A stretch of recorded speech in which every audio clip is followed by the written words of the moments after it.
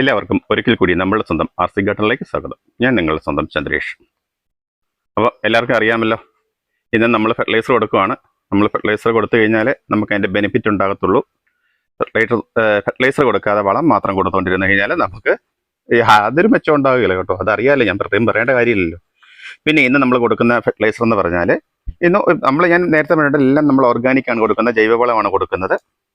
ഇന്ന് നമ്മുടെ വളം കൊടുക്കുന്നതിൻ്റെ ഒരു ബെനിഫിറ്റ് എന്ന് പറഞ്ഞാൽ നമുക്ക് പുതിയ കിക്കീസ് വരും, അതായത് തൈകളും വരും, ഫ്ലവറും ഉണ്ടാകും, പ്ലാന്റിന് നല്ല ആരോഗ്യവും വരും.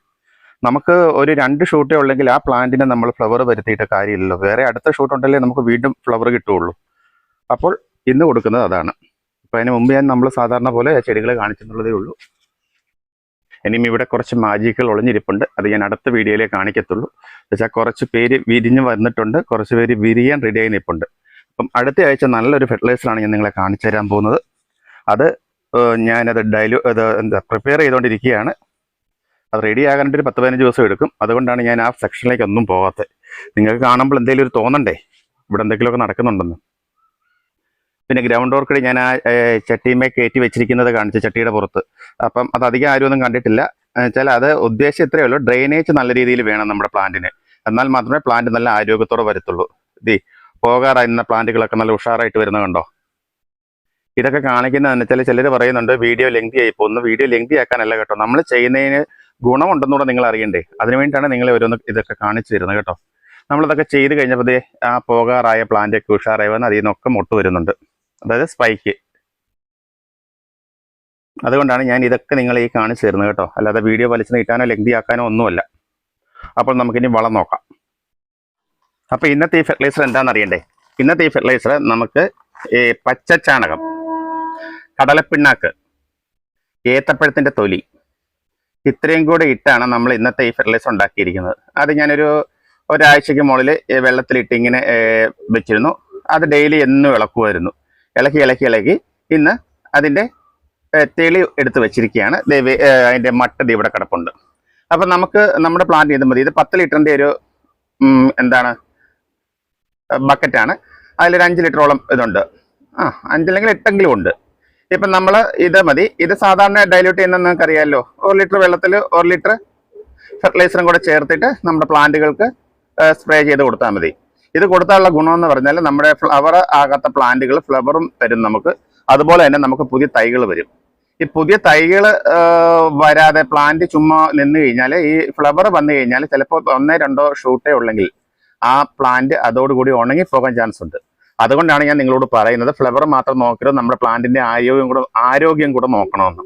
ഫ്ലവറിങ്ങിനുള്ള നമ്മുടെ വീഡിയോ ഒരെണ്ണം ഇട്ട് കഴിഞ്ഞാൽ നല്ല രീതിയിൽ വ്യൂവേഴ്സ് ഉണ്ട്. പക്ഷേ നമ്മുടെ ഈ അല്ലാതെ പ്ലാന്റിന് ആരോഗ്യം വരുന്നത് ഇട്ട് കഴിഞ്ഞാലോ അതിൻ്റെ കീടനാശിനികൾ കൊടുക്കുന്നതൊക്കെ കാണിച്ചു കഴിഞ്ഞാലോ അത് ആർക്കും കാണണ്ട. നിങ്ങൾ അതും ഒക്കെ ഒന്ന് കണ്ടു നോക്കണം കേട്ടോ. എന്നാലേ ഈ നമ്മൾ എല്ലാം കൂടെ ചേർന്നാലേ നമ്മുടെ പ്ലാന്റ് നല്ല രീതിയിൽ നല്ല ഗ്രോത്തിൽ വരത്തുള്ളൂ. അത് നിങ്ങൾ മറന്നു പോകരുത്. ഫ്ലവർ മാത്രം പോരെ, നമുക്ക് ഒരു ഫ്ലവർ കഴിഞ്ഞാൽ പിന്നെയും നമുക്ക് ഫ്ലവർ വരണം. അതിന് നമുക്ക് പ്ലാന്റിന് ആരോഗ്യം വേണം, അതിന് തൈകൾ ഉണ്ടാവണം. എന്നാൽ മാത്രമേ നമുക്ക് വീണ്ടും ഫ്ലവറുകൾ കിട്ടുകയുള്ളൂ. അല്ലെങ്കിൽ 1-2 ഫ്ലവർ വന്നു കഴിഞ്ഞാൽ അതോടെ ആ പ്ലാന്റ് പോകും. നമുക്ക് അങ്ങനെ കളയാൻ പറ്റുമല്ലോ. അന്യായ വില കൊടുത്തല്ലേ നമ്മൾ ഓർക്കിഡ് വാങ്ങിക്കുന്നത്. അപ്പോൾ ഇതൊക്കെ നിങ്ങളൊന്ന് ശ്രദ്ധിക്കുക. പിന്നെ ഞാൻ എപ്പോഴും പറയുന്ന പോലെ നിങ്ങൾ കാണുന്നവർ ഒന്ന് ലൈക്ക് ചെയ്യുക, ഒന്ന് കമൻറ്റ് ചെയ്യുക, ഒരു സപ്പോർട്ട്. ഇനി ഇപ്പോൾ പറയുന്ന കേട്ട് അത് അങ്ങനെ ഒരു കമൻറ്റും ലൈക്കും ഒക്കെ നോക്കിക്കഴിഞ്ഞാൽ യൂട്യൂബ് നമ്മുടെ വീഡിയോ ഒക്കെ പ്രൊമോട്ട് ചെയ്ത് കൊണ്ടുപോകുള്ളൂ, കൂടുതൽ ആൾക്കാരിലേക്ക് എത്തിക്കുള്ളൂ. അപ്പം നിങ്ങളുടെയൊക്കെ ഒരു സഹായം ഞാൻ അഭ്യർത്ഥിക്കുകയാണ്. ഞാൻ ചെയ്യുന്നത് നിങ്ങൾക്ക് ഇഷ്ടപ്പെടുന്നുണ്ടെങ്കിൽ മാത്രം കേട്ടോ, അല്ലാത്തവർ ലൈക്ക് ചെയ്യണമെന്നില്ല. എന്നുവെച്ചാൽ ഇഷ്ടപ്പെടാത്ത ഒരു കാര്യത്തിൽ ലൈക്ക് ചെയ്യാൻ നമുക്ക് പറ്റില്ലല്ലോ. ഞാൻ അത് ചെയ്യുന്നത് നിങ്ങൾക്ക് ഗുണകരമാണ്, ഞാൻ പറയുന്നത് നിങ്ങൾക്ക് മനസ്സിലാകുന്നുണ്ട്, അങ്ങനെയൊക്കെ നിങ്ങൾക്ക് തോന്നുന്നു എങ്കിൽ മാത്രം നമുക്ക് ഒന്ന് ലൈക്ക് ചെയ്ത് ഒരു കമൻ്റ് കൂടെ തരിക. പിന്നെ നമ്മുടെ ഈ വീഡിയോ സബ്സ്ക്രൈബ് ചെയ്ത് ആരെങ്കിലും കാണുന്നുണ്ടെങ്കിൽ ഒന്ന് സബ്സ്ക്രൈബ് ചെയ്യുക. അപ്പോൾ ഇനി ഞാൻ ഫെർട്ടിലൈസർ നമ്മുടെ പമ്പിലേക്ക് ഒഴിക്കുകയാണ്. ഒഴിച്ചിട്ട് ഞാനത് സ്പ്രേ ചെയ്ത് കൊടുക്കാം. അപ്പോൾ എപ്പോഴും പറഞ്ഞ പോലെ ഇത് ഇങ്ങനെ നമ്മളങ്ങ് ചെടി മൊത്തം നനയണം കേട്ടോ.